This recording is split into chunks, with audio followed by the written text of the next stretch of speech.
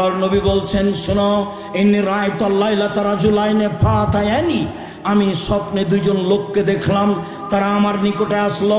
ফাখাজা বেয়াদাইয়া, তারা আমার দুই হাতকে ধরে নিল, দুই হাত ধরে নিয়ে আমাকে বাইতুল মুকাদ্দাসের দিকে টেনে নিয়ে যাচ্ছে। ফাআতাইনাল রাজুলিন, হঠাৎ একটা লোকের পাশে চলে আসলাম। লোকটি বসে আছে। অরাজুলুন কায়েমুন, একটা লোক পাশে দাঁড়িয়ে আছে। অফিয়াদিহি কালবুন মিন হাদিদিন, তার হাতে রয়েছে লোহার বাঁকা লাঠি। ফা ইদখিলুহু ফি সিদকিহি, লোহার বাঁকা লাঠি তার মুখের ডান পার্শ্ব দিয়ে ঢুকিয়ে দিচ্ছে, ঢুকে চিরে ফেলছে। হাত্তা ইয়াবলুগা কাফাহু, চিরে পিছন দিকে নিয়ে যাচ্ছে।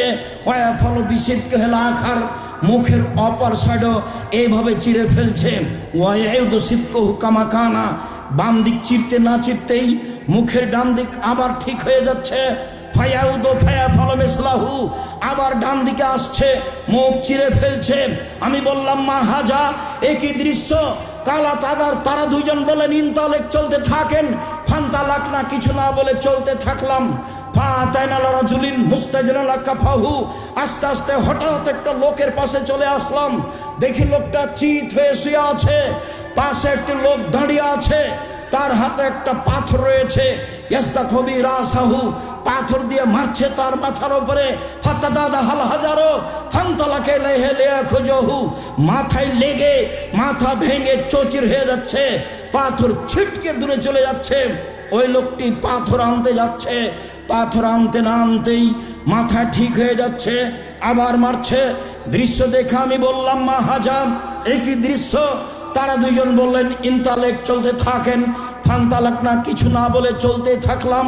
চলতে চলতে ফাতাইনাল লাগবে মিসলি তানুরে, চলে আসলাম একটা চুলার পাশে। আলাহু জায়কুন আসফালাহু আসে, যেই চুলার উপর দিক সংকীর্ণ, নিচের দিক প্রশস্ত। তন্দুরি রুটি যেই চুলাতে বানাই সেই চুলার মতো। দেখি চুলার ভিতরে কিছু মানুষ রয়েছে। তাতাহুন্নার, তার ভিতরে আগুন জ্বলছে। ফাইজা ইরতাফাউ, যখন আগুন জোরে জ্বলে উঠছে, ভিতরে যা কিছু আছে সব উপরে চলে যাচ্ছে। ফাইজা খামাদাত রাজাউ মা ফিহা, আর যখন আগুন একটু কমে যাচ্ছে, ওই যা উপরে উঠেছিল তা নিচে চলে যাচ্ছে। উপরে উঠার সময় মনে হচ্ছে বের হয়ে পড়ে যাবে।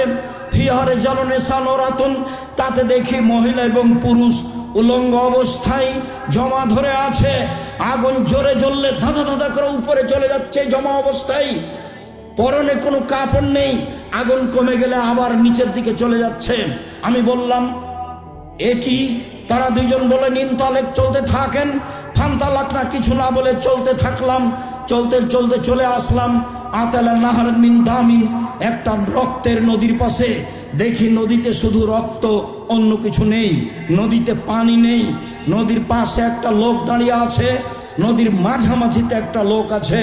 কুল্লামা আরাদা ইয়াখরুজা, যতবার লোকটা নদী থেকে উঠে যাওয়ার চেষ্টা করছে, পাশে যে লোকটা আছে তার হাতে একটা পাথর আছে।